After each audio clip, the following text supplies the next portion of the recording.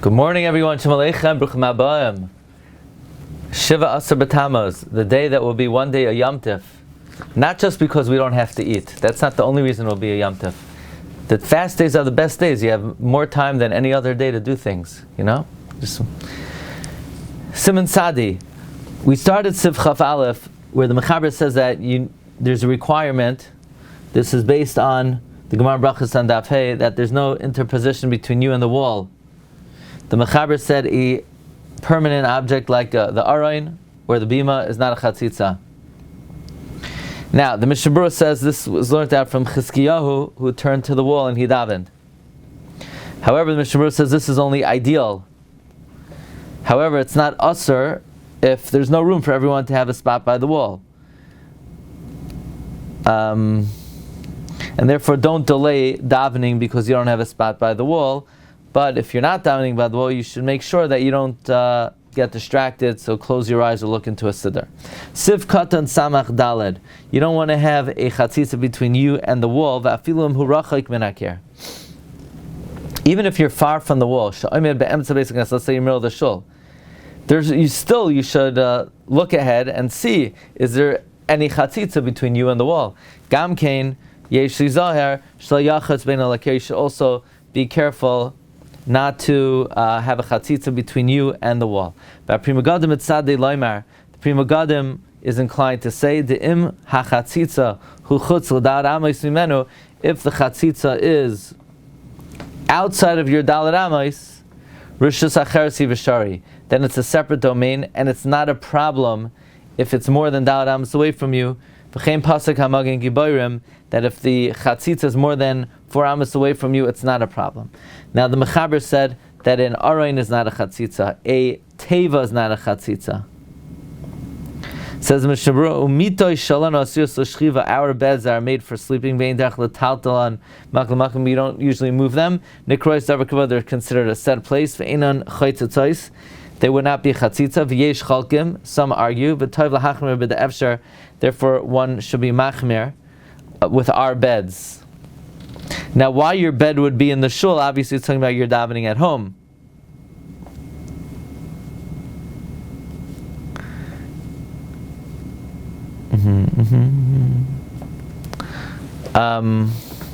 So it would come out that an arayin, the Kavachim says, that's a movable arayin. You know, let's say some shuls they have an arayin that they sometimes use for avelim. That would be a chatzitza. Now, says the Mishabur, says Ramah, v'leichashav mechitza rak bedavar gadol shagavay asara. It should not. It's not considered a mechitza only if it's a big item that it's 10 tvachim tall. V'rachvei arban is 4 tvachim wide. Avodavar gadol chashav hefsek. Something small is not a hefsek. Now, what would you say a chair? Is a chair 10 tvachim tall? The back of the chair is 10 tvachim tall. Tvachim, sure. This chair is 10 tvachim tall, of course. Is the seat 10 tvachim tall? No. But the chair is 10 tvachim tall. Is it 4 tvachim wide? Maybe. What? The size of the person, the width of a person is the tvachim. But the chair is usually wider than the width of a person. Let's say my chair is. Says the Mishnah, Rak b'davar gada, ayin v'taz, the chol davar should tzarch tefillah. The Taz says anything which is needed for the tefillah, afilu gadol harbe, even if it's very big, ein chashav hefsek. Kagayin hashulchan shavabayis, shamnichan lav siddur. Let's say the table in the house that you put the siddur on, v'chein nagu b'snish, yisufnei kol echad shulchan katan, shekarn stender. Therefore the minhag is everybody has their own little stender. So basically anything needed for the davening,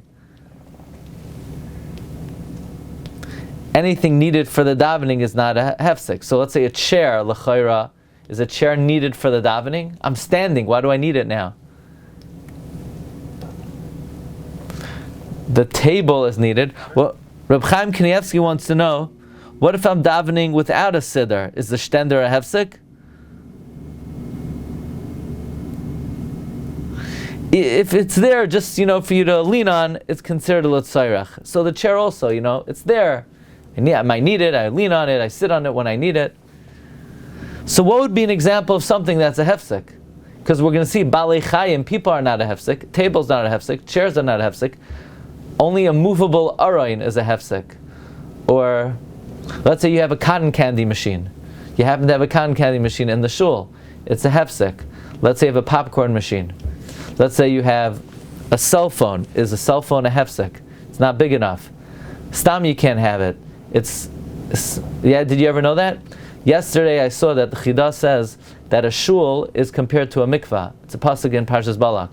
So just like a mikvah is mataher without kavana, so to a shul is mataher without kavana. But I would add, it's only if you're toivel, the ain't sheretz b'yadai. But if you have your phone, it's sheretz b'yadai. But it would not be a hefsek. In other words,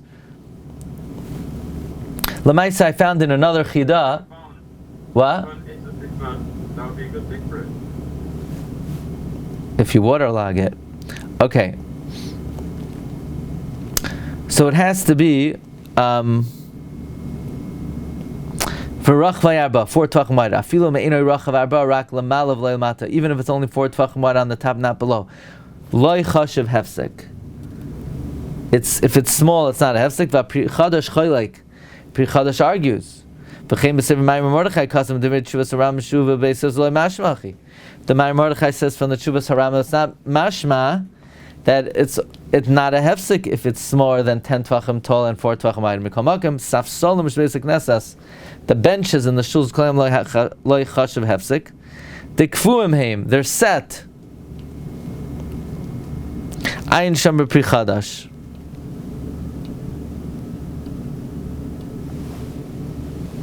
Reb Chaim Kanievsky says that the meaning of kavua is not that it can't be moved. It's not. It doesn't mean it's mechubar to the ritzpah, but it means it's always there. That's where the benches are. The benches are in the shul. Would you say the same thing about chairs? The chairs are always in the shul. Maybe not. Sometimes you bring it down for shal shudas. Sometimes people borrow it. Or is it that this is its set place? It's true sometimes, but it's makoim kavua. Anyway, I think a chair would not be less than a shtender. Just like a shtender is not a hefsek even when you don't actually use it, a chair l'chayr would not be hefsek even if you don't actually use it. The mechaber continues, v'chein ba'alei chayim einam chaytzitzim. Somebody brings in a dog, an assistant dog. It's not a hefsek. Afilu adam ein chatzitza. Even a person is not a chatzitza. Hagav linir the balei chayim chatzim v'adam ein chatzitza. Says when I say animals are a chatzitza, people are not. V'chinir svaras apoiskim ve'efshad denafal tas b'sfarim. It could be there's a tas sofer in the source that balei chayim are not a hefsek. Siv chafez v'yesh misha amer sheish yizam l'spal acharei shum adam. The toiv lachash l'dvar. Some say you should be careful not to daven in back of someone. And it's good to be concerned for this opinion. Now, who is this? The Sefer HaPliya. Sefer HaPliya? What's the Sefer HaPliya? But this is where the Mechaber is quoting from the Sefer HaPliya. Now, can somebody really be careful not to stand in back of someone? You could ask, how can you be careful about such a thing? You're going to start having very unusually shaped shuls. They're going to be like linear shuls, just with a wall and one line. Because how can you be careful not to stand behind someone? It's not mamish a hefsek. It's just a zahirus that you should be careful if it's possible. In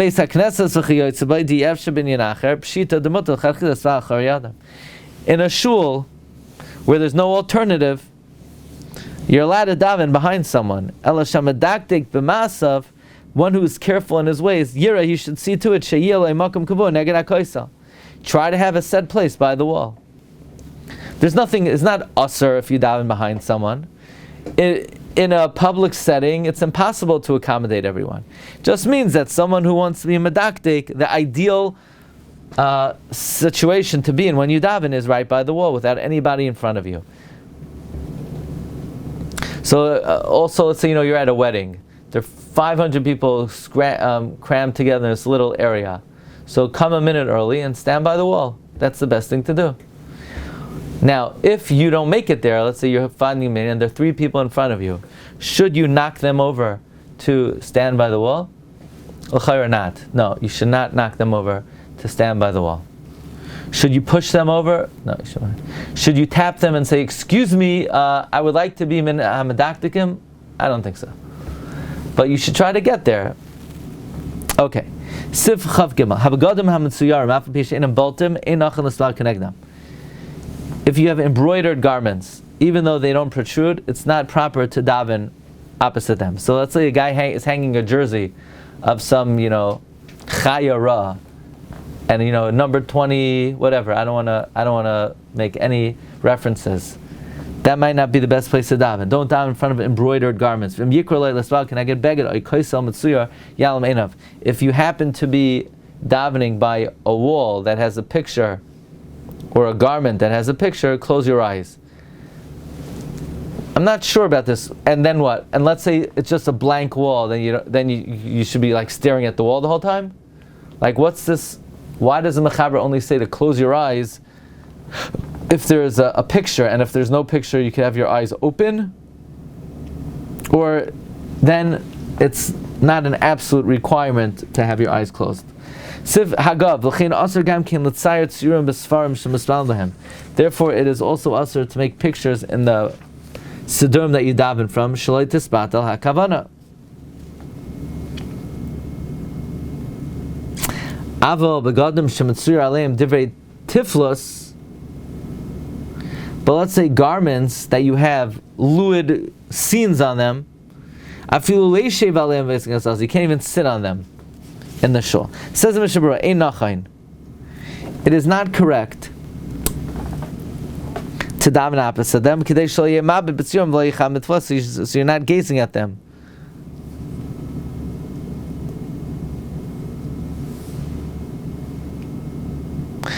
So I used to live in a place where there was a daily mincha. Actually, they still have it in where I live now, in a Svarim store.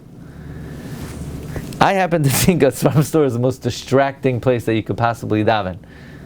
Yeah, Svarim store. I mean, it depends. If you're an Amaretz Gamor, then you could daven in the Svarim store. But if you like Svarim, then might not be the best place to daven. Saying you're davening next to the shelf of the new books. I mean, what are you going to be doing the whole davening? Anyway, I mean, I'm thinking about, you shouldn't daven next to pictures. Okay, how interesting are these pictures? But ein nachan kedei shlo yeh mabed b'tziyuram v'leicham mitzvasa al mishum chatzitza les bebegadim. What about the fact that it's interposition? That's not an issue. V'lechein ein mitzuyuram. Therefore, if there's no picture on them, mitzulim al kozim, and they're hanging on the wall, shari lispal kenegdam. Now you should make sure that there are no pictures in the Svarim that you use to daven. You also want to be careful there are no pictures on the walls of the shuls. What if you are in a sukkah, and in the sukkah there are gedolim pictures? Shouldn't daven there. What if you're in a shul and they put up a picture of their Rebbe in the shul? No, can't daven there. You're not a daven opposite a picture. Ella lamala mikoimas ish. Unless it's above the height of a person.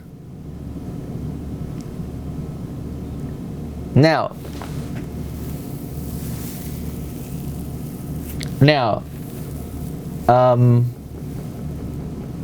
what about to have on a paroiches lions and other balei chayim, or other lions in the shul? Many say it's asur. Like in the Shas Chuvas Mabit, Chelek Aleph, Siman Lamed. Maybe I should look that up because I'm going to Greece and I have to speak about the Mabit. That's a good one. You're allowed to have lions on the Arayin. The Mabit says no. The Taz says no. The Chidah says no. The Darkei Tshuva says no. So you say, what should I do? My shul has it. Come to my shul. No. This is a formal solicitation to come daven. No, I don't think we have. Fine. What about pictures of the 12 constellations. The Prisada says you can't make them in the shul. However, the Igros Moshe writes, the minhag is to make lions, and like the opinion of most poskim, ve'ein limchos, don't protest. Chazon Ish paskind, you can make a picture of a cat, and you could even add a ra'ama. What's a ra'ama? The mane? Any Israelis? Any Israeli kids over here? What's a ra'ama? The Chazon Ish says, make a picture of a cat and make a ra'ama so it looks like a lion. Not sure what this special way of drawing a lion is. Okay, Be'ezus Hashem, next time we're going to talk about davening in front of a mirror.